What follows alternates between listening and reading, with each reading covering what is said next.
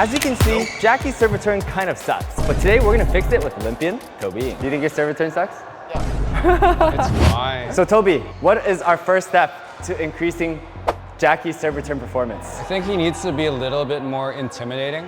Intimidating? Yes. Let me demonstrate. Well, let's see what Jackie's serve return intimidation looks like right now. Actually, you're right. Yeah, he's not very intimidating. So the first thing we can try and do is get ready, is that we can, without changing too much of the position, you can angle the racket forward more, right? So I mean, your distance is gonna be a lot shorter. Each time I'm about to serve, I'll give my pressure I feel out of 10. Okay. Okay? 6. 5. One thing a lot of people do is they lean forward, but then their toe is pointing forward. Why? Because if they push back this way, it's actually, you're not gonna get the same distance. If they're angled this way, then they get a lot more balance when they jump. So that's kind of a bit of a giveaway of whether they're good or not. 7. Is he doing something better? Because I feel slightly more pressure. He has murderous intent.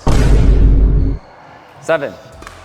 For some cases, we can actually try push and step forward, maximize the reach. There is some use cases for both, right? But for this situation, try stepping forward with the right foot, take it as early as you can, and see if there's any change on. Got it right. 6. One thing I'm really feeling is that it doesn't feel like he's trying to get to the shuttle as fast as possible. Feels like I'm serving and then he's coming. If you kind of watch, you'll notice that he's a bit concerned about hitting it early, but he also seems to want to use power. Okay. Right? So then the problem is when you want two things like that and you forget to use your momentum to give you the power instead, you'll have that backswing. And when you have that backswing, that you need more timing and then you're going to hit a bit later. So ideally, if you're pushing forward, just try and make the angle contact as early as you can. And your focus is to hit it earlier than he's ready for, not to hit it too hard. 7.5. 7.5. 7. 7. 6.5. Right. So from the back, I can see that now he's actually a little bit too forward here, giving you a lot of room to hit on this side, right? So ideally, I like it if you can point your racket directly at the person serving so that you kind of cut off both angles. So if he serves to this side, you can quickly switch and then do different things. Or if he goes cross, you can switch the other way, intercept it, and then put more pressure that way. 7.58. 7.58, yeah. Right, so you want to point, so point. If he goes a little bit to your right, then you can relax and switch. Oh, the grip is interesting. What kind of grip are you holding? So that's much more comfortable, right? Yeah.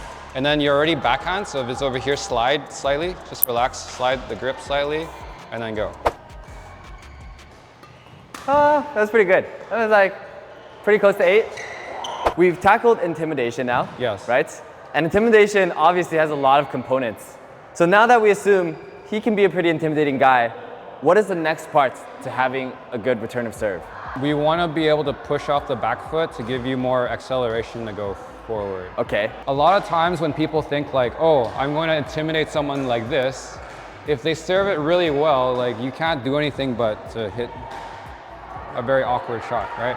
Right. So that's kind of what people kind of get wrong. So what we want here is trying to take the shuttle earlier, and the best way is to push off the back foot.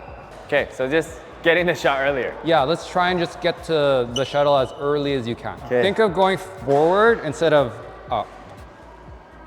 Reach a little more. Yeah. Good. Again. Let me show you one.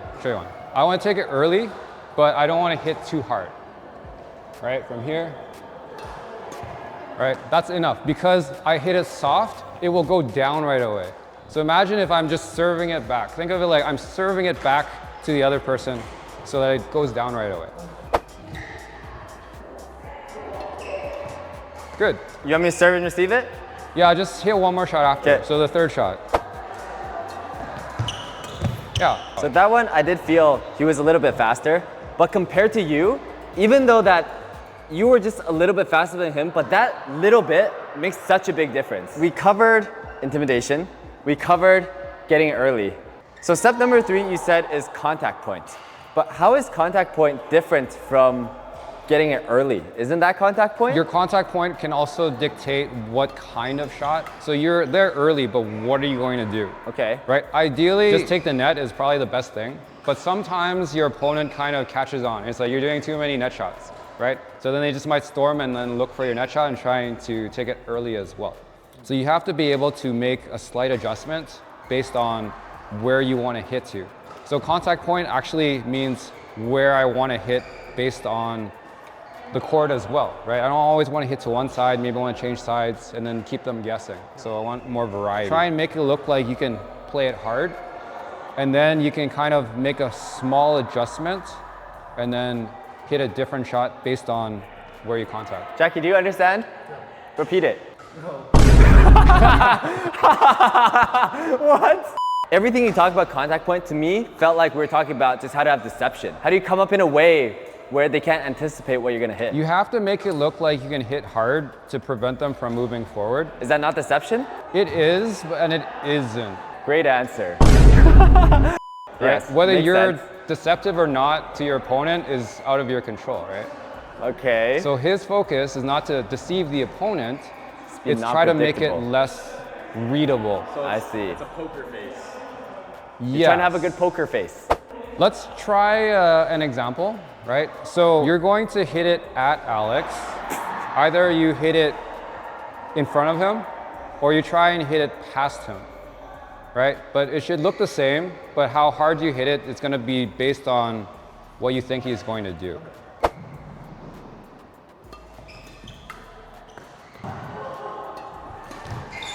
Oh, that was good. I didn't imagine. Was that good? Yeah. I didn't expect it. Again, so it looked good because you hit it past him, but he has a partner too. And that wouldn't be a good shot. So again, you have to like understand. So sometimes when people practice, you forget there's like other people when you play games. So remember that. Yeah, so again, we just want something neutral, right? Assuming his serve is good, your best shot actually is neutral. That felt good to me. I thought he was going to use some strength, but he hit us off. I think he's got this down. Is it time to move into our final point? Shot selection? Yes. What's the easiest way to get the shuttle to go down? Yeah, right? So your first shot should be net. So you have kind of 3 options: net center, net to the sides, right? So again, if you go cross court, it has to go through the person. A little bit more dangerous. Straight, usually the best one, right? But people forget about the sides, so then it makes it quite predictable, right? If you only net to the side, then if he serves it, then he can intercept. So that's why middle is important. You hit to the middle, you freeze them there, then you can play to the sides after that. So again, create a bit of variation. Okay, so how do we demonstrate this? Let's try it this way. I think this will be a very good illustration of what it will look like when you're trying to do too much. Yeah, when I'm trying to kill it on third shot. Yes. Okay. Okay, so you can play to the net or the midcourt, right? And then try and get it back if you can. If you can't, and like your partner would get the shot, then that's fine, just leave it. That's a bad serve, but I predicted it. I predicted it.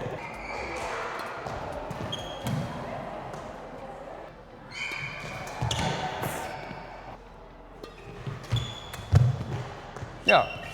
That was good. I couldn't do much. Right. Yeah, exactly.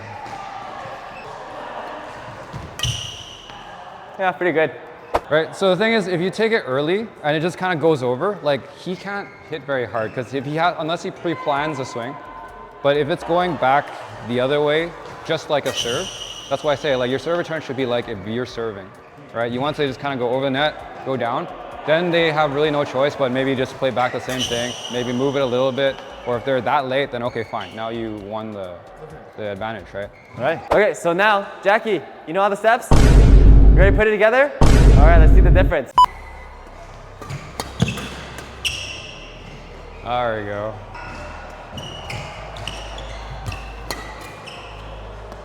Yeah. Pretty good. Who laughed? Who laughed?